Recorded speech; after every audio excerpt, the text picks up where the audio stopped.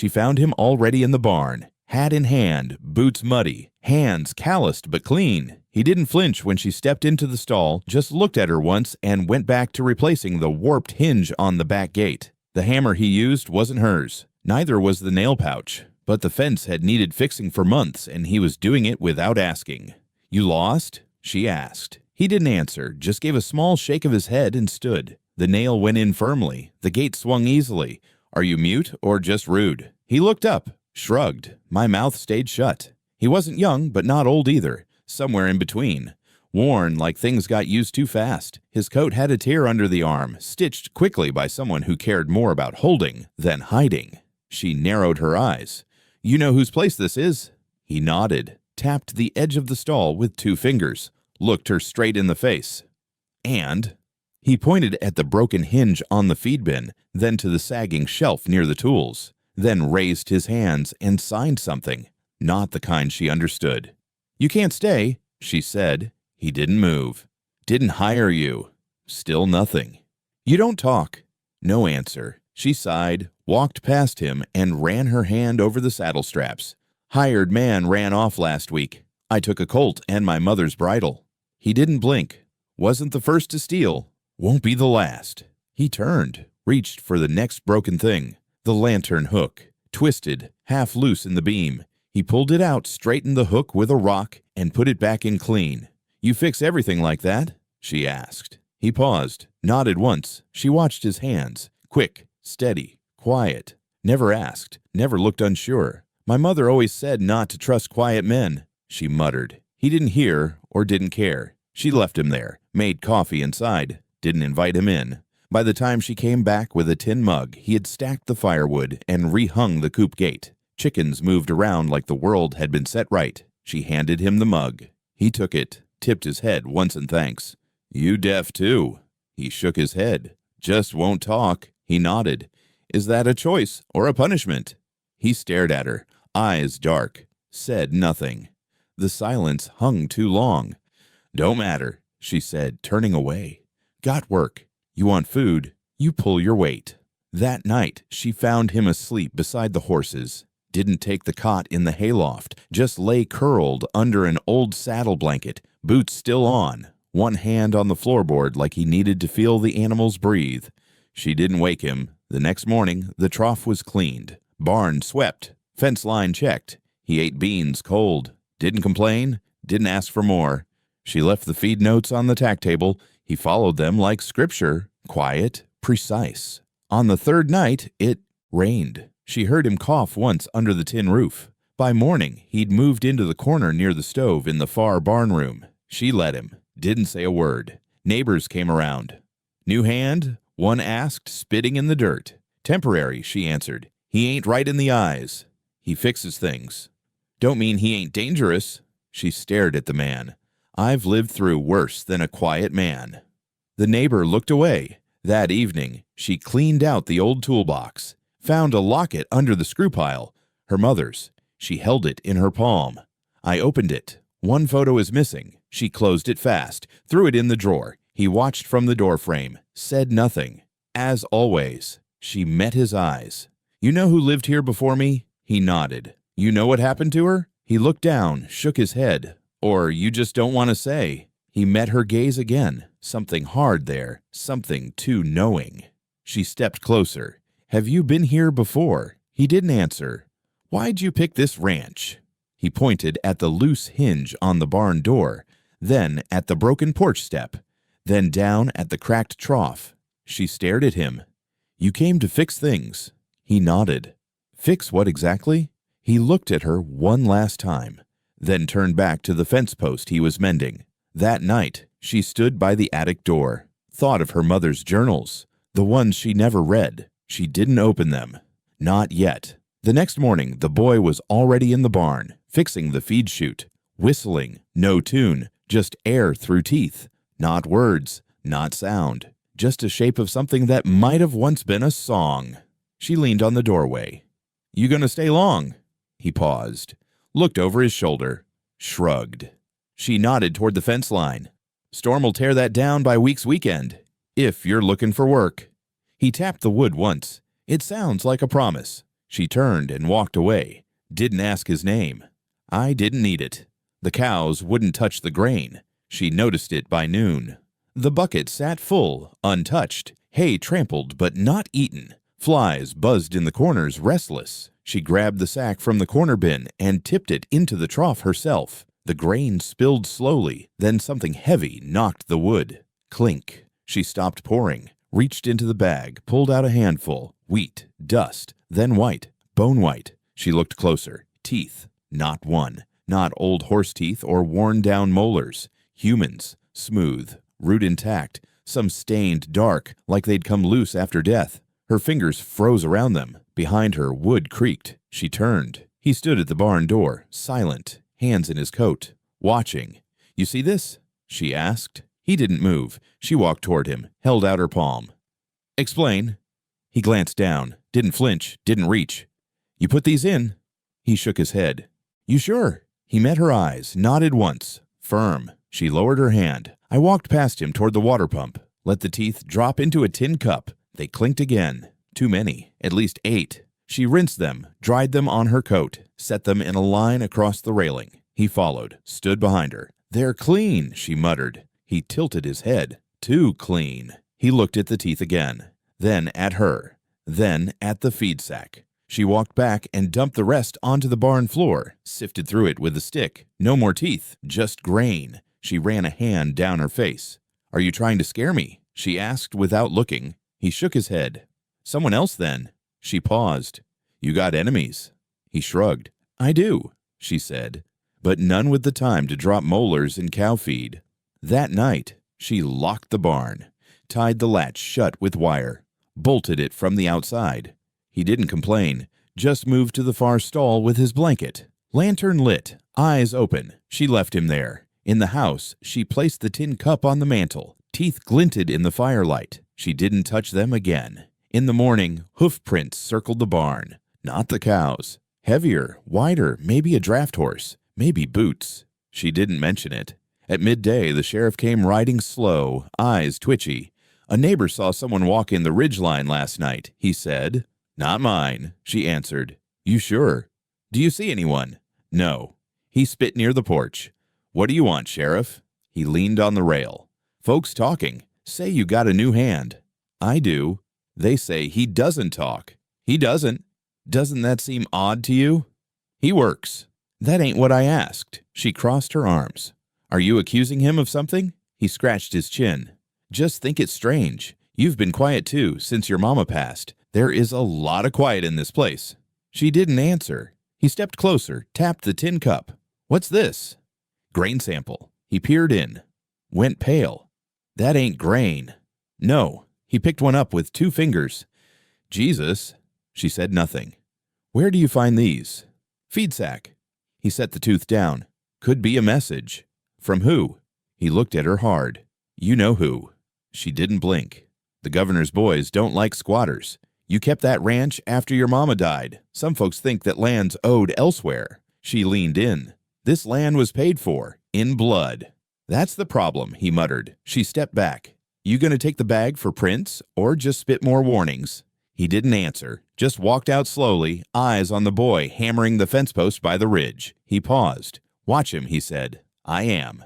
After the sheriff left, she walked to the boy. "You know anything about last night?" He shook his head. "Do you see anyone?"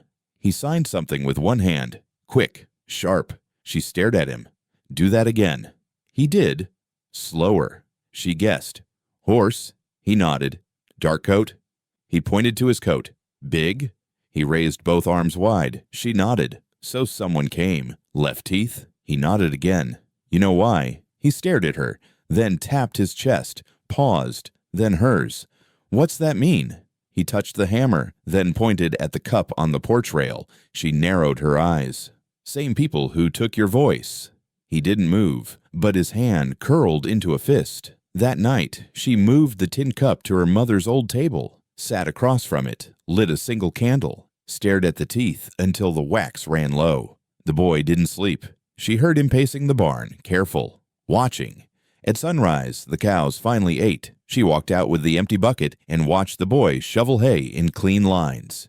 "You stayin'?" she asked. He didn't look up. But she already knew. Whatever this was, it wasn't finished. She pulled it down slowly, one leg catching on the attic ladder. The old rocking chair scraped against the frame, dust trailing behind like smoke. She hadn't touched it since her mother died, hadn't even looked at it. The wood was blackened in spots, lacquer peeling. One rocker split near the curve, but it held, still whole, still waiting. She set it in the corner near the fire. He froze when he saw it, stood in the doorway of the barn room, coat still on, breath tight. "You know it?" she asked. He didn't nod, didn't blink, just stared. "Have you seen this before?" His jaw moved slightly, like he wanted to speak, but couldn't find the air. She stepped closer. "My mother never used it, said it was for someone else, but it stayed in the attic anyway." His eyes dropped to the split in the wood. His hands clenched, opened, clenched again. "You want it burned?" He looked up sharp, shook his head. "No?" He shook his head harder. "Then what?" He stepped back. "Say something," she muttered. "Even with your hands." He turned and walked out. That night, after the fire was lit and the house went quiet, she found him again, sitting on the floor, legs crossed, facing the chair. He wasn't reading, wasn't working, just sitting there, coat off, eyes steady. She didn't disturb him. At midnight, she came back with a blanket. He didn't take it, didn't move. "Why this chair?" she asked. No answer. "Is it yours?"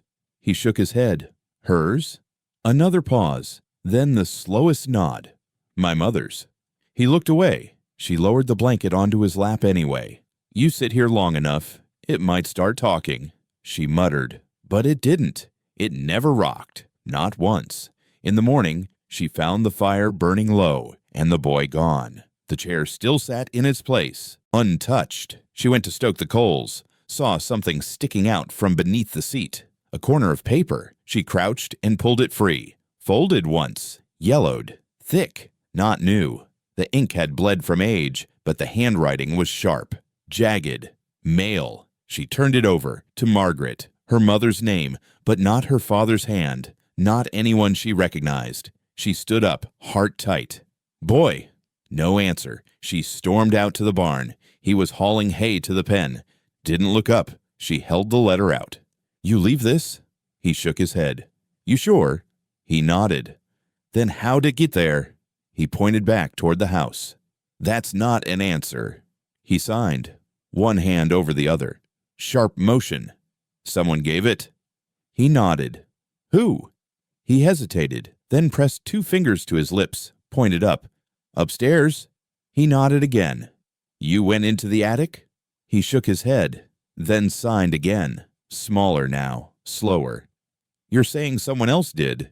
He nodded. She looked down at the letter. I opened it. "Margaret, he said you'd try to hide him. You shouldn't. He belongs to them, not to you. I warned you once. This is the last. No name." She read it twice, then folded it and slipped it into her coat. "What the hell does this mean?" she asked aloud. The boy stood still. "You know?" He hesitated, then raised a hand, pressed his palm against his chest, slowly dragged it down. "Pain?" He nodded. "Yours?" Another nod. "You were taken?" He didn't move. Or left. Still nothing. She turned away. Back in the house, she sat in the chair. It didn't rock. The wood felt wrong. Cold. She leaned forward, pressed her hands to her arms. I looked down. More scratches under the finish. Not random. Marks. Like letters. A carved M. Faint but sharp. She stood again. Opened the pantry. Pulled down her mother's old ledger. Flipped through. No mention of a letter. No mention of a child. No mention of any chair. She tore out the page with the letter's date. No entry. Nothing. The boy came to the porch at dusk, held out a tin cup with the last of the stew. She didn't take it. "You knew her?" He nodded. "When?" He looked toward the orchard. She followed his gaze. Back row of trees. One dead, one crooked. "Where did it start?" she asked. He didn't blink. She grabbed her coat. "Come on." He followed.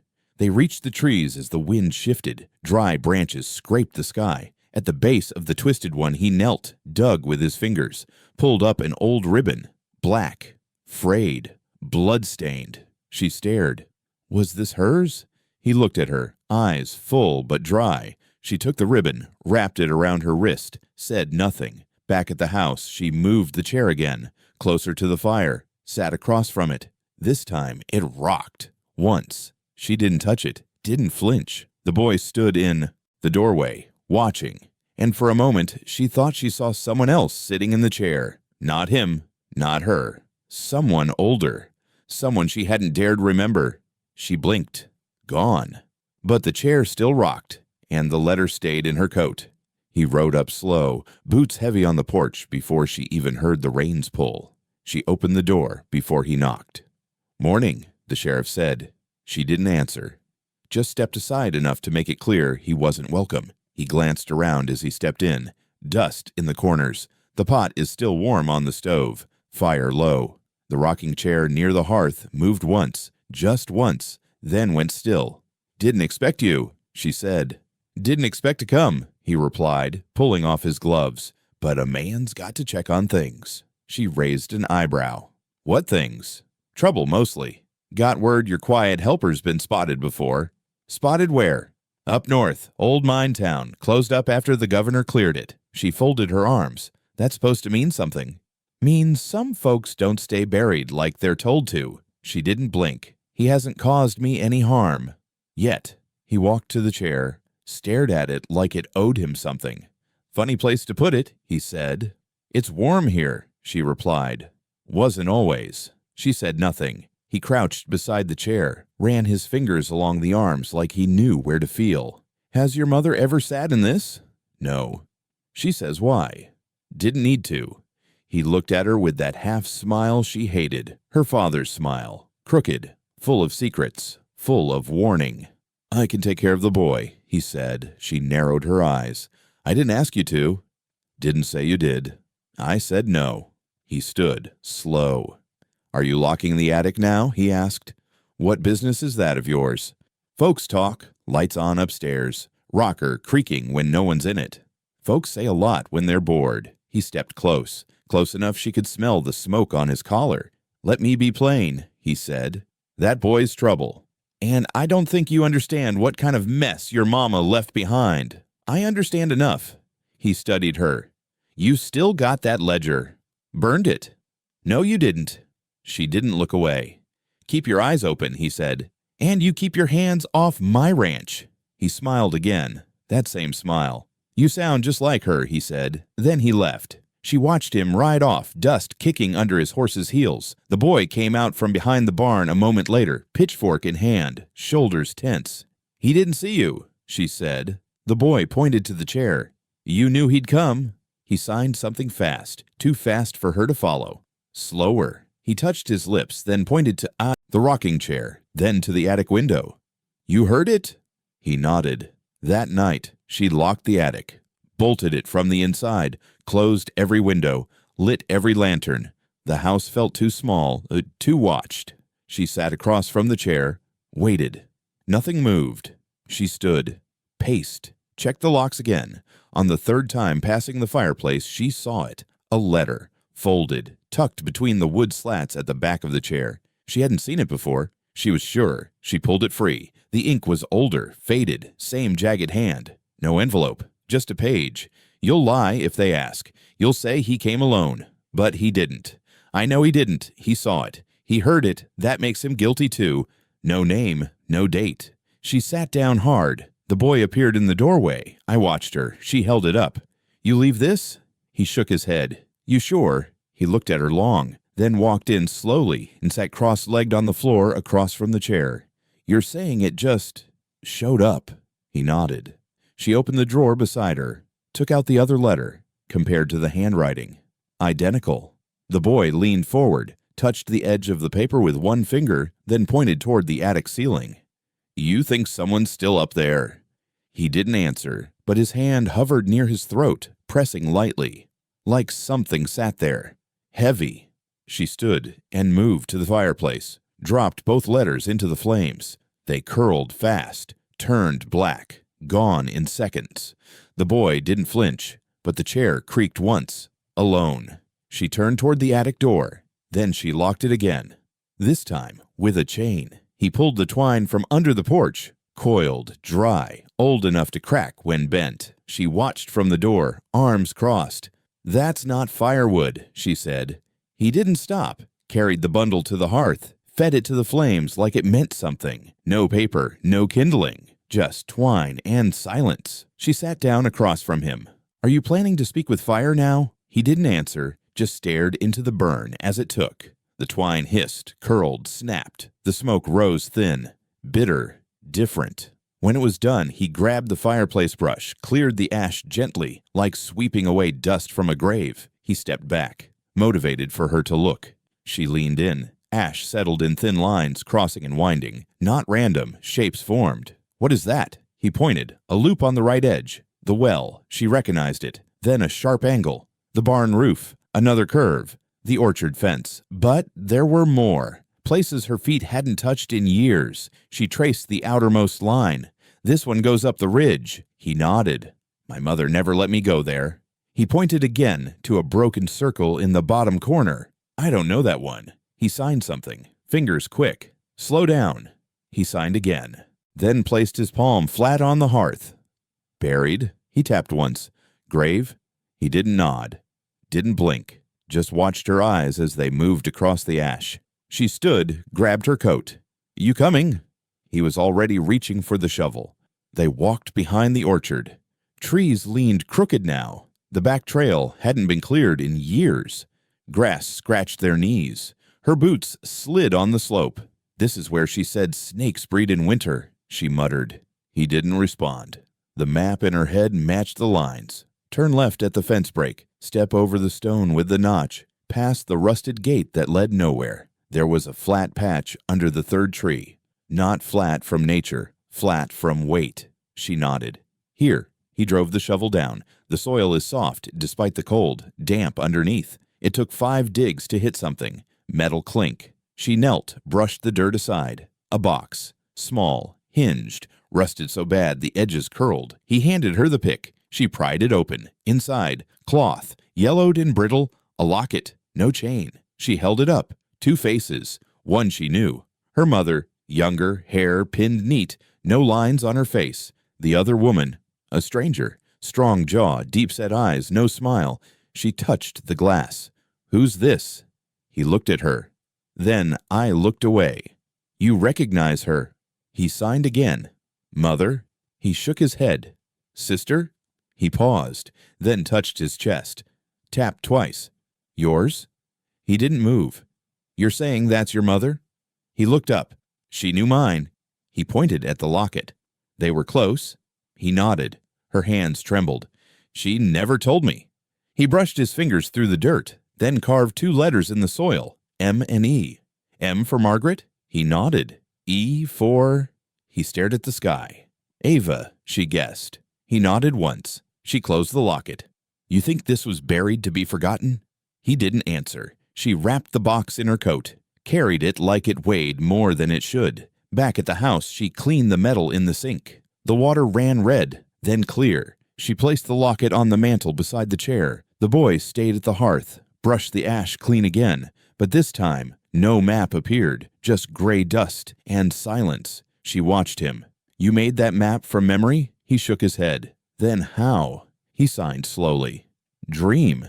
She didn't speak after that. The house stayed still, but when she sat near the fire that night, she swore she heard something creak upstairs. Not footsteps, just the attic shifting like it knew she'd uncovered something it meant to keep. She lifted the cover with both hands, muscles straining against rusted hinges. It gave up suddenly, scraping loudly as if the well itself didn't want to be opened. The breath that rose from it wasn't air. It was hot, wet, strange heat, like a fire. Long since put out, still smoldering below. She stepped back. The boy stood behind her, shovel in hand, eyes locked on the dark. "Why is it warm?" she whispered. He didn't answer, just knelt and peered down. Reached for the lantern. She stopped him. "Wait." The rope was still tied, frayed, taut like it had been used recently. She followed it down with her eyes. It led to something. Not water, not stone. Wrapped shapes. White linen, dark at the corners. Bones. They weren't arranged like a burial. They were cradled, like someone had laid them down carefully. Kind, even. She backed away, hand over her mouth. "That's not an animal," she said. The boy nodded. "Did you know?" He looked at her, number but not surprised either. Before she could speak again, hoofbeats cracked down the trail. She turned. The sheriff rode hard. Dust kicked, hat low. She stood her ground. He didn't dismount, just stared down at her from the saddle like he always had, like he owned every inch her feet touched. "What the hell are you doing?" he asked, clearing what was left. He looked at the open well, eyes narrowed. "You found the grave. I found bones." He spit into the grass. "Same thing." She crossed her arms. "You knew." He shrugged. "Didn't know where. Just knew your mama did what needed doing." "Who is it?" "Don't ask questions you don't want answers to." "I want answers." He sighed. "They came for her. Your mama. When you were little. Claimed she was hiding a child that didn't belong to her. She didn't move. She wasn't." He leaned closer in the saddle. "But she made it look like she was. Took in that boy from the mines, said he was hers, lied on papers, faked birth ledgers. She thought if he looked small enough, weak enough, they'd forget him." She glanced back at the boy. He was still watching. "They didn't forget," the sheriff said, "so she gave them something." Her stomach dropped. "Are you saying that's a child down there?" "I'm saying your mama gave them what they wanted to see." She staggered. He dismounted. "You want to do something about it? Go ahead. Dig them up. Start a war. Let the governor's men return with guns and chains. See how long this place stands." She turned to face him. "You covered for her." "She paid the price." "So did I." "With what?" "With silence." He looked at the boy. "That one's not dumb. He remembers. Bet he's just waiting to speak." She stepped between them. "Then why hasn't he? Maybe he's waiting on you." The boy didn't move. The sheriff turned to go. "Leave it buried." "I won't." He climbed back into the saddle. "Then bury another one and hope it's enough this time."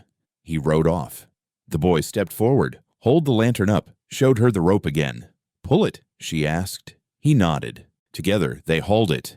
Heavy, wet, smelled like earth and iron. The linen caught the light, stained, torn in places. Fingers showed through the fabric. Small fingers. She dropped the rope. "I can't." He picked it up again.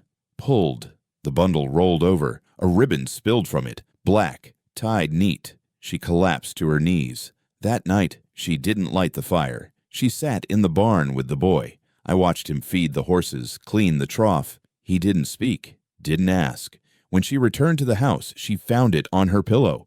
Another letter, older paper, same jagged hand. She opened it with shaking fingers. "They won't forget, but you can. Burn the name. Burn the truth. Let silence do what justice never could." No signature. She folded it once, set it beside the others.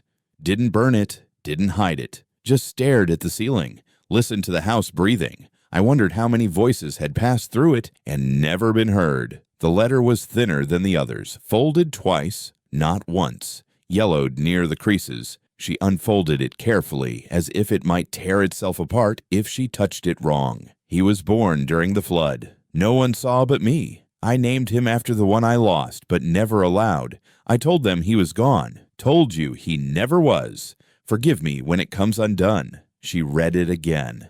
Her fingers trembled. The boy entered quietly. He always did. Boots left at the door. Shirt damp from rain. He stopped when he saw the letter on the table. Waited, like he knew what was written there. She didn't speak, just stared at the page. "This you?" she said. He didn't blink, just stepped closer, tapped his chest once.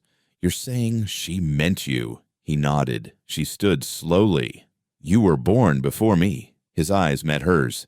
"She told me I was firstborn, that there wasn't another." He tilted his head. Not yes, not no. She lied. He looked away. "You're my brother." He didn't answer. She stepped back, gripped the table. "My mother had a son," she whispered, "a son she never told me about." He reached into his coat and pulled out something wrapped in cloth, set it gently on the table. She unfolded it. A bonnet, small, worn. The lace was stained brownish red, inside stitched in thread that had faded to bone white. "Elias." "Your name?" He nodded. She said it once, trying it on her tongue. "Elias." He didn't smile. "Just wait." Her hand hovered above the cloth. Why didn't she tell me? Her voice cracked. Why would she hide you? He signed something quick. She shook her head. Slower. He repeated it. Hand to chest, then a finger across his lips, then pointed to the attic. She made you stay hidden. He nodded. Why? He walked to the mantel, tapped the sheriff's old badge with 2 fingers. Let the weight of that settle. Her stomach twisted.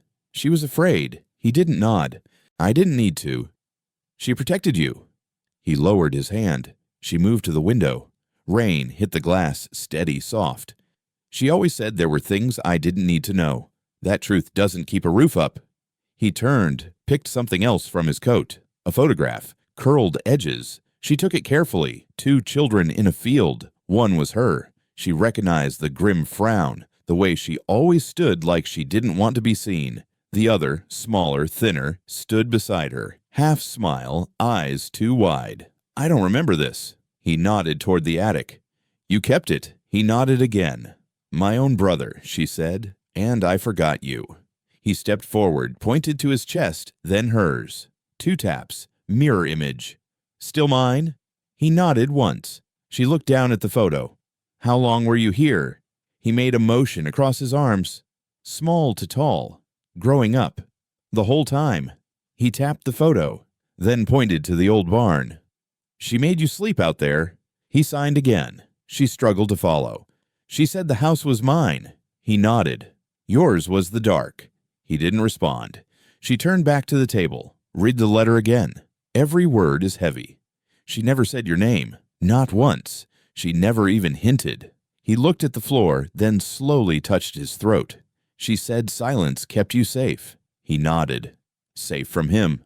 He tapped the badge again. She stepped away. She hated him, she said, but she still let him near.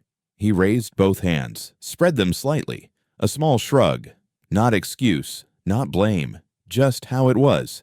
She told me people came asking about a baby. She whispered.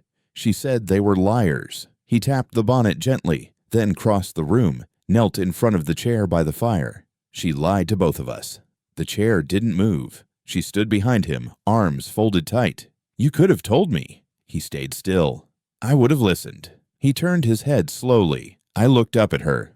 Why now? She asked. He signed, one hand pressed flat, slowly rising. You waited. He nodded. For what? He pointed to her chest, then to the fire, then to the attic. When will it start again? He didn't answer. She sat across from him. I thought the silence in this house was hers, she said. Turns out it was yours. He met her eyes. Elias, she said, steadier now. He blinked. I don't want to forget again. He didn't nod, but something in him eased. She leaned back, watching the fire. My mother gave you a name, she said, but never gave me the truth. He pointed to the photograph on the table. She gave me a brother, she added, and then buried him alive. The flames shifted. The chair creaked once. Elias looked at it. So did she. But neither of them moved. Not yet. The ground still smelled like smoke. They stood at the edge of the ruins just after dawn. The barn had been gone for years, just blackened earth now, and a few stones from the old foundation half sunk into the weeds. Nothing grew here, not grass, not even moss. She ran her fingers over the edge of one scorched beam sticking from the dirt. She burned it herself, she said. Elias didn't answer. He stepped past her, scanning the ground with slow, practiced eyes. She said it was lightning, she added. Said it came down and caught the loft. He knelt, ran his hand through the dirt, then again. Slower this time. She looked at the broken line of stones, blackened at the edges. The fire pit had been there, in the center. She remembered hiding near it once, listening to her mother scream behind the closed door. A voice had shouted back. Not her father's, rougher, meaner. Elias stopped digging. His fingers tapped metal. She stepped forward. You found something? He nodded, brushed away the rest of the dirt. A box. Burned. Corner dented. He pried it up slowly. The metal groaned. She crouched beside him as he opened it. Inside, paper, still intact somehow. A tin seal half melted across the top page. She picked it up, squinted at the handwriting. Her mother's. If you get this, take him. Take him far from here. He's marked, and I can't unmark him. The sheriff has eyes in the walls. He hears what no one speaks. He won't stop until the boy is silent or gone. She read it twice, then passed it to Elias. His jaw tightened. Below the letter were more pages, folded, stained, some written on fabric scraps, others scorched at the edges. She skimmed one. He was at the door again tonight. Said Elias doesn't belong to me. Said I forged the name. I told him I'd burn the whole place down before I let him take the child. Maybe I meant it. She sat back on her heels. The box dug into the earth beside her. She begged someone to take you, she whispered. Tried to get you out. Elias took a charcoal black scrap and turned it over. It held only 3 words. He saw me. She swallowed hard. Elias stood and walked toward the fire pit. The center had collapsed long ago, caved in. A ring of scorched stone still circled it, some sunk, some broken. He stared at them, silent. She followed slowly. What happened here? He dropped into a crouch, hands hovering over the pit's center. His fingers traced something invisible. Then he signed. 1 word, slow, here. Then again, slower. 2 hands this time. He killed her. She blinked. You saw? He didn't nod, just kept staring. She said it was fire, she whispered, that it was her fault. He shook his head. She covered for him. He signed again. He made her. Her breath caught.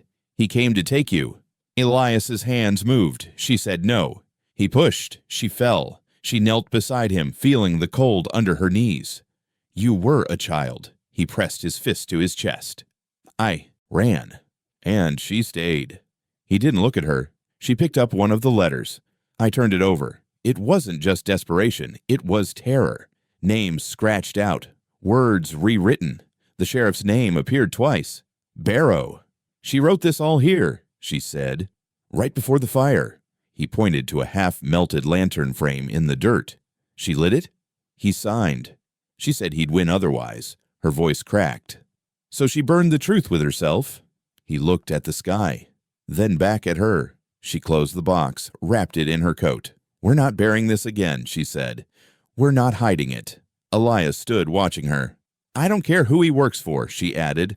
I'm not afraid of that man. His hands didn't move, but his eyes stayed sharp. She turned, looked back at the line of trees where the barn used to cast shadow. I grew up thinking she was broken, she whispered. Turns out she was braver than all of us. Elias stepped to her side, touched her arm gently. The wind shifted. The fire pit breathed one last puff of ash into the air, and the ground stayed black beneath their boots. Burned, but not buried. Not anymore. She found him where she knew he'd be, leaning against the hitch post outside the station, chewing something bitter, boots crossed like he had all the time in the world. She didn't wait. You killed her. He didn't even blink. I just smiled slowly. Good morning to you, too. You came to our land. You pushed her. You burned the barn. He spat in the dirt. That old story again? I found the letters. His eyes narrowed, just a flicker. What letters? Her handwriting, her words, in a box you didn't burn deep enough. He stood upright now, brushing off his coat. You shouldn't be digging in ash. You buried her alive in it. You sure that wasn't your mother's choice? He said.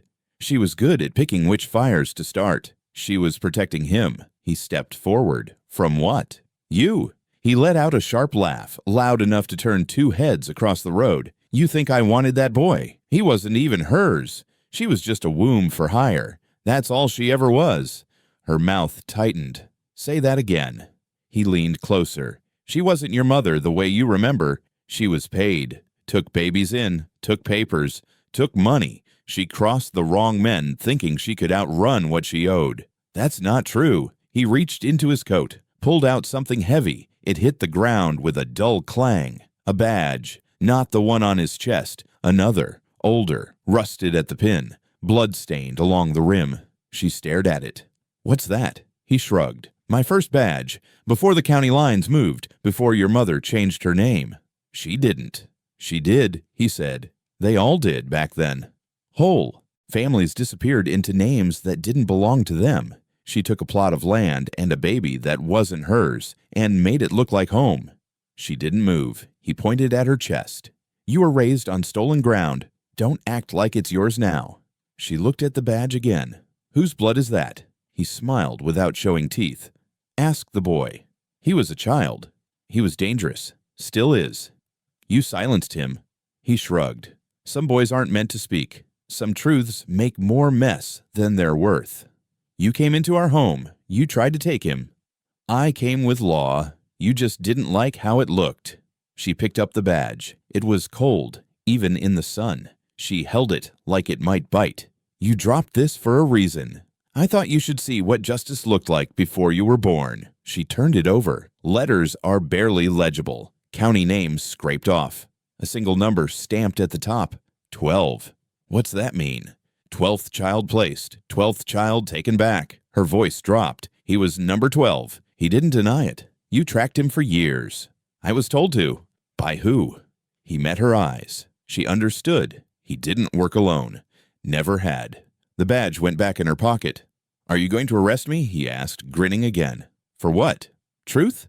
Number for forgetting it's not yours to tell, he scoffed. You think that land's yours just 'cause you bleed on it? I think my mother earned it. She earned nothing. She gave her body, her name, her home. She gave her life. He took a step back, amused. Are you going to fight me now?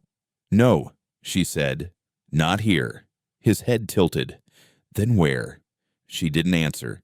She just turned and walked away, the blood-stained badge burning against her side. Elias was waiting by the road. She handed him the badge. He took it gently, ran his thumb over the number. You remember this? She asked. He nodded once. I think he kept it as a trophy. Elias stared at the metal, then dropped it in the dirt, crushed it under his boot. No more silence, she said. He looked up. The sheriff watched them from the post, but this time he didn't smile. Not once. She walked into town just after sunrise with a hammer in one hand and the letters bundled in the other.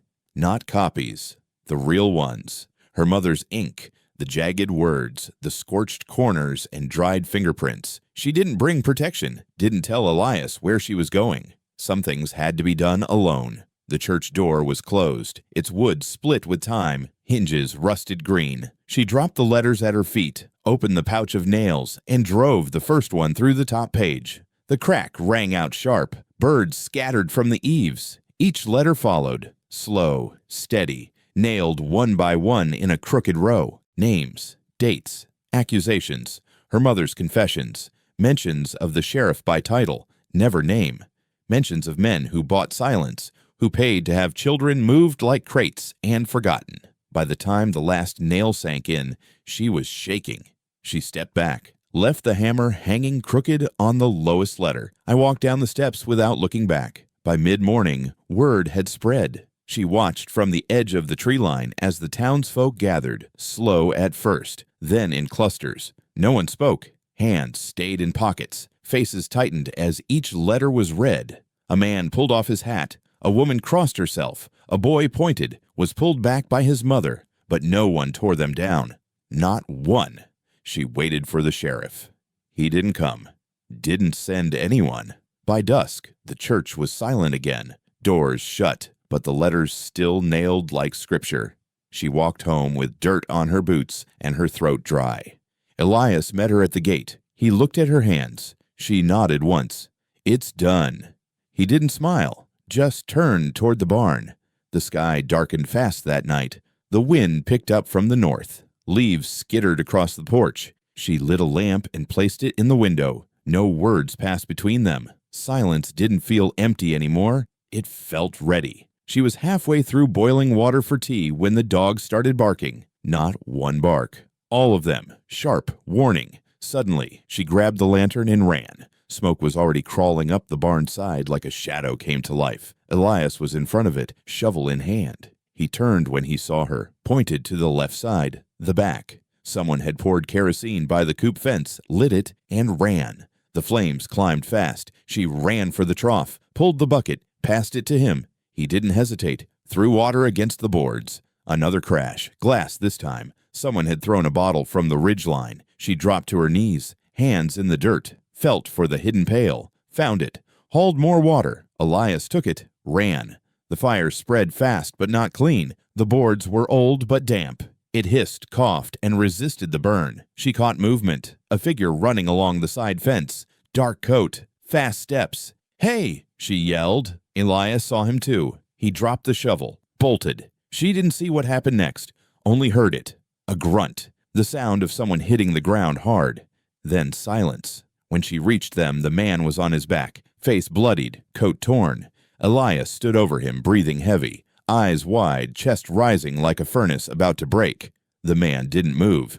She knelt beside him, didn't recognize his face, but the patch on his collar was familiar, one of the sheriff's men. Not uniformed, not official, but paid. Elias signed fast. She caught it. He was here before. She looked at the barn. The fire was dying. Just smoke now. She looked at the man again. "Are you here to send a message?" He moaned barely. She leaned closer. "I sent mine already." Elias stepped forward. "No," she said, placing a hand on his chest. "Not like that." He stepped back, fists shaking. She stood. "Get rope." Elias returned with it minutes later. They tied the man to the fence. Not hidden, not quiet. At dawn, someone would find him.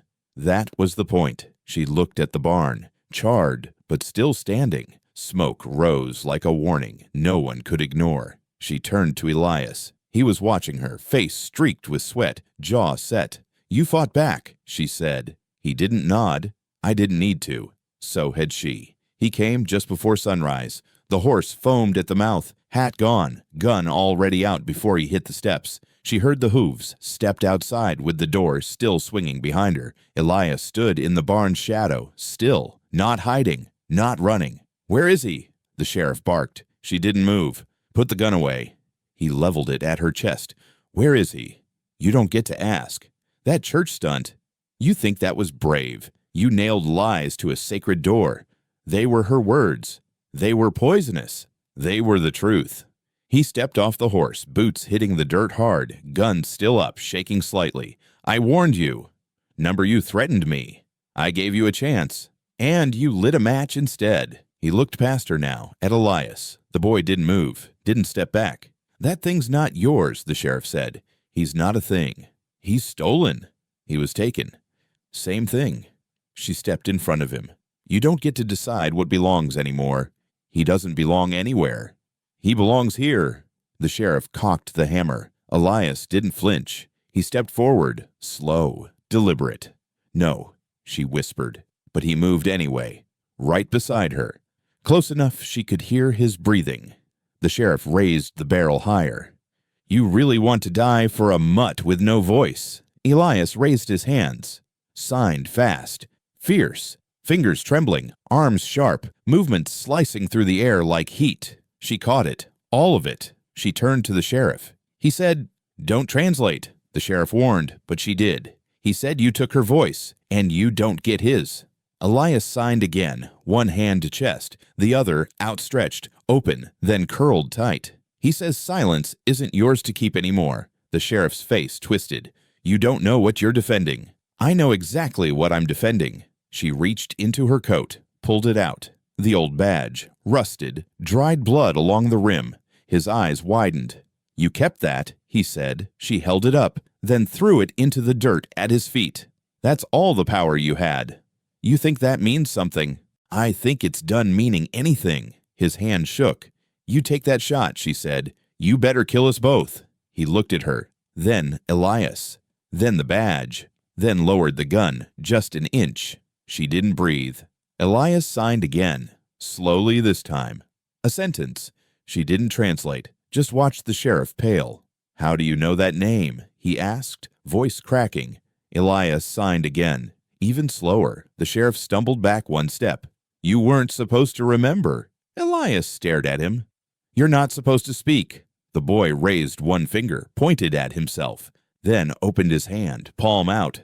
"I said no," the sheriff snapped. "You were just a file." Then the silence swallowed them all. Not empty, not quiet, heavy, screaming. The wind picked up. The church bell in the distance clanged once, like it remembered something too. The sheriff turned, got on his horse without another word. He didn't look back. The dust stayed longer than the man. She turned to Elias. He didn't smile, but he stood straighter. "Did you mean what you signed?" she asked. He nodded. "You remembered it all." He signed. "I never forgot." They stood in the yard as the sun rose over the scorched barn and the blood still soaked in wood that wouldn't speak again. But he had, and that was enough. Smoke curled from the barn's roof, thin and steady. What hadn't burned stood dark against the sky, ribs of black timber exposed like an animal that refused to fall. The sheriff was gone. No word, no men, no horses riding up. The badge still lay where she'd thrown it, dust clinging to dried blood, untouched by wind or boot.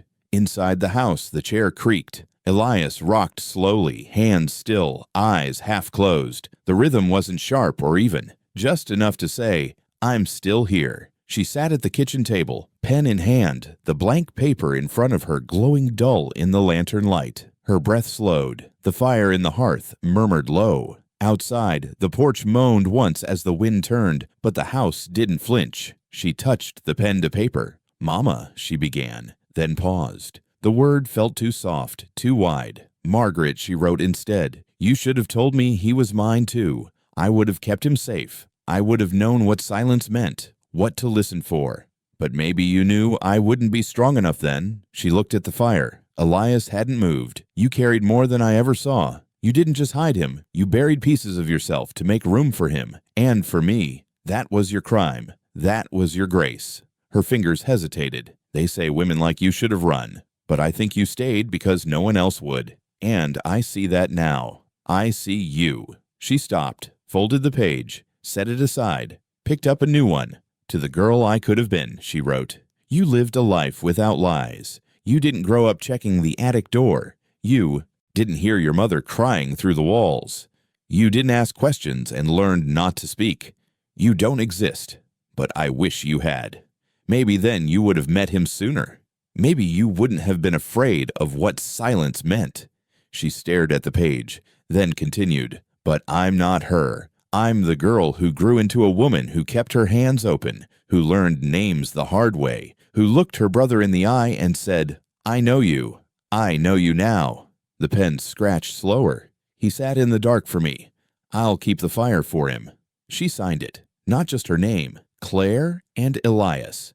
The letters glared up at her in her mother's handwriting, the same sharp angles, the same unfinished loops. The house didn't groan. It listened. She folded both pages, carried them to the mantel, slid them behind the locket. The fire held steady, low and red and alive. Elias rose from the chair. She turned. "You done?" he asked. His voice wasn't strong. It cracked in the middle, thin and tight, like an old string pulled too far. But it was real. She nodded. "You?" she said. He shrugged, but there was light in his eyes she hadn't seen before. He crossed the room, picked up the old badge from the table, and walked to the fire. She watched. He didn't say a word as he dropped it into the flames. The metal hissed, curled, bent, blackened. She stepped beside him. Together, they watched it vanish. No graves, no arrests, no trial. Just ash. He turned to her. "What now?" She thought for a long moment. "We keep it warm," she said. He nodded. "And we write down what no one else would," she added. He looked at the table. "More letters?" "No," she said. "A book." Elias smiled. It wasn't wide, it wasn't perfect, but it was the first one he'd given her. The wind shifted again. The chair didn't rock. The silence didn't stretch. It settled, whole, and for the first time, it held them both. The soil turned easier now. Elias held the shovel steady as she dug, hands sore but calm. The plot behind the barn had never been marked for graves, but she chose it anyway. Not because it was hidden, but because it wasn't. This land had taken everything from them once. It owed them something back. She set the last stone down. A flat one, smooth, no names yet. "You sure?"